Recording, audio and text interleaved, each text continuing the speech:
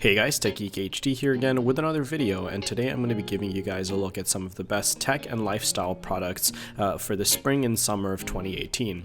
Now these are some of the things that I've been using on a pretty consistent basis for the last couple weeks and months. I've taken most of these things on trips, or I use them every single day, and so I thought I'd give you guys a little look at some of the best tech and lifestyle things that have been going on. So the first thing is this pair of Axio wireless Bluetooth earphones. Now these are truly wireless earphones. You could think of them as a version of the AirPods, but they're from this company called Axio, and I actually like them a whole lot better than the AirPods simply because of the sound quality. Now, I listen to a lot of music with a ton of bass in it, and I think that I did try out the AirPods and I really didn't love them because of their total lack of bass. These actually fit really well on my ear. It's the first pair of these in-ear type earphones that have a really good seal in my ear, and also with the little ear hooks at the back fit in super well for if I go for a jog or a run, or anything like that. They have microphones in them, so they let you make and take calls. You can connect one earphone at a time if you'd like, or they work, of course, together. They're also sweat and generally waterproof, so I wouldn't take these swimming. I wouldn't jump in the pool with something with them. But if you're in like light rain or you're sweating, they're perfectly good to go. So they also come with this nice hard shell case, which is really nice because I throw it in my backpack from time to time, and I can also store things like the charging cable and extra ear tips inside of it. It has this little like mesh net pouch on the inside. Just put the earphones in, line them up in whatever way you feel like. Of course, there's no specific order, and then zip it up. It also has a spot for a little carabiner. I think it did come with one in the box, but I've probably misplaced it.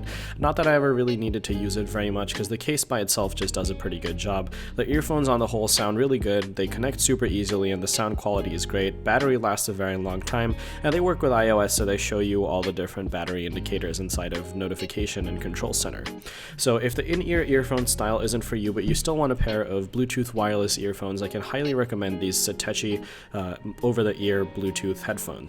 So they're actually not around the ear, they actually sit on the ear, and so for some people I can understand if they're not the most comfortable thing. I think for me they have a pretty good seal, and what helps is that the ear cushions are actually pretty soft. They're of course a leatherette material, but I do like the headphones overall because they have a really nice space gray finish. They come in a couple different colors.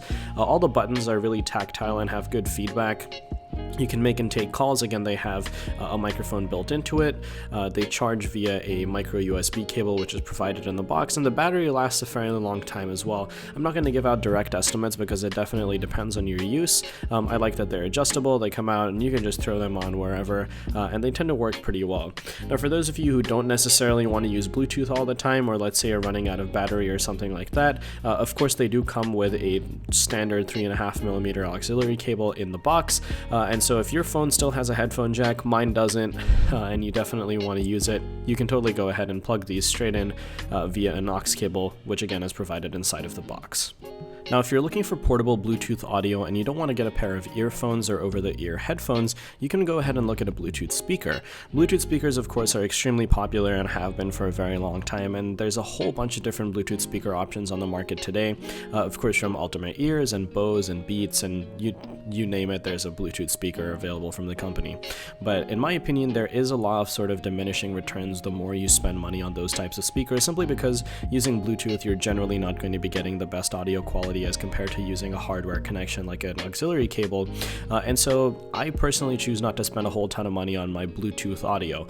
I am an audiophile, I do like really great quality audio, but I don't think I invest too much into it in Bluetooth speakers. That being said, the Tribit X-Sound Go is actually really well built and has a really good audio response output for how much it costs. It's fairly affordable, the build quality is great, the audio quality is great, it gets pretty loud and doesn't distort at higher volumes. My favorite thing about it is that the Bluetooth range is actually pretty good.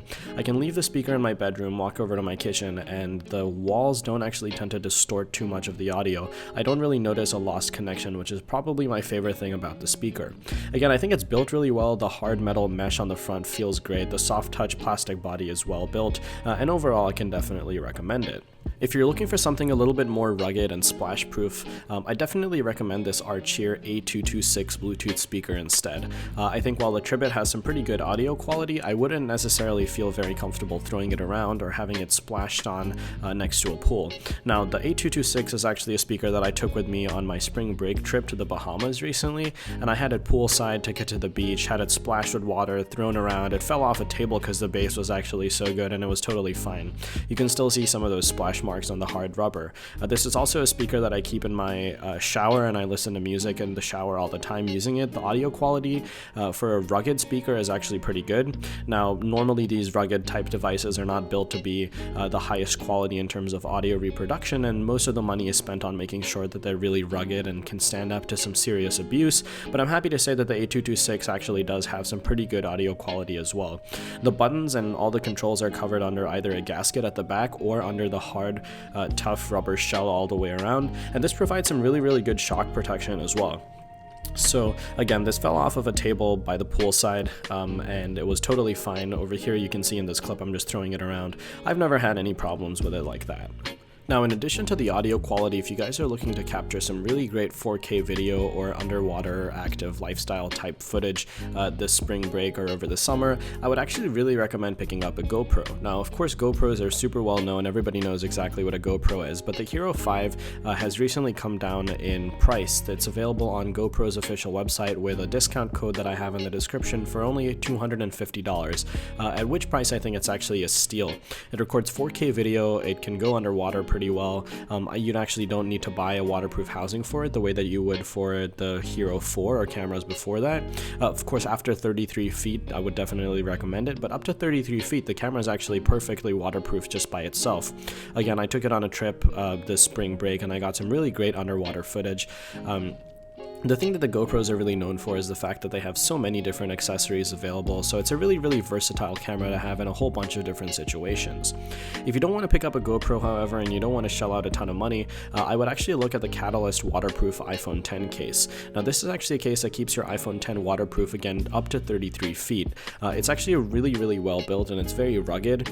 Now, unfortunately, this company did send this out to me to take a look at, but they sent it to me right after I left for my trip, so I wasn't able to go ahead and test it out there in the Bahamas, but I have taken it out in the rain. I've dropped my phone in it a couple times. I've thrown it in a bathtub and a sink just to really make sure that I understand some of the water sealant capabilities.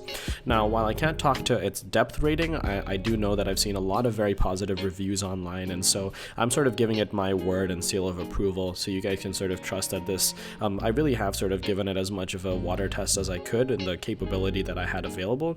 As you can see around the case, it's actually sealed super well. There's gaskets, rubber gaskets covering all of the buttons. The mute switch actually works in a really ingenious way where instead of going up and down, you actually turn it and it does activate or deactivate the mute switch. The rubber gaskets work really well. It's a really tough seal. The case does take a couple seconds to take on and off, which is actually, I think, pretty useful because it really does give you the peace of mind knowing that this is as rugged a case as it is, and it does tend to keep water out. Now, one of the interesting ways that I made sure to go ahead and test this is doing the paper towel test, where I put a paper towel folded up inside of the case, sealed it up, and threw it in. So I actually live in Providence, and there's a river that runs through here, so I just tied it into the lanyard strap, put the paper towel in, dropped it into the river, pulled it back out, opened up the case, and it was totally dry, which is definitely, it really sort of helps seal that peace of mind, letting you know that your phone is going to be completely safe underwater. Now, of course, Catalyst has an Instagram, and you can check out all of their different user-submitted photos about how well the case has worked. It offers minimal drop protection. I think around the sides is pretty good, but I definitely wouldn't want to have this smash face down on a rock or something. But generally, I think the case is actually pretty cool. Now, if you're looking for a new case for your iPhone 10 and you don't want or doesn't necessarily need all of the different rugged or waterproofing features, I'd actually go ahead and recommend the Totally Ultra Thin case. Now, I believe this is 3.1 millimeters, which makes it the thinnest iPhone 10 case in the world. There's a couple different manufacturers that make these types of really ultra thin cases, Peel being one of them, Totally is this other one, but Totally has a couple different colors and I think they look pretty cool. This one's this bluish teal color. It's very thin and it's like this TPU material. It's not going to give your phone a ton of drop protection, but it's definitely going to save those steel sides from scratching up, and the same thing with the back. Now it actually feels really nice in the hand. It isn't slippery at all, which is nice. I think it adds a little bit of grip to the phone, which is definitely useful on a super slippery phone like the iPhone 10. Of course, the cutouts and things work perfectly if you want to charge your phone or anything like that, and because it's so thin, it should work with most docks and things without the need of any adapters or switching around at all either. It feels really nice in the hand. It's super thin, gives your phone a little bit more grip, and I can totally recommend it. Now, if you guys don't have an iPhone 10, I don't want to leave you entirely out of some of these interesting accessories, and so I have this case here from a company called Stylus, and I did say that right, it actually has a Z on the front. It's not Stylus, it's Stylus, which is a little bit of a funny name, but the case here is called the Revolver, an intimidating, weird name aside, the case is actually built pretty well. It's like a plastic and metal sort of compound.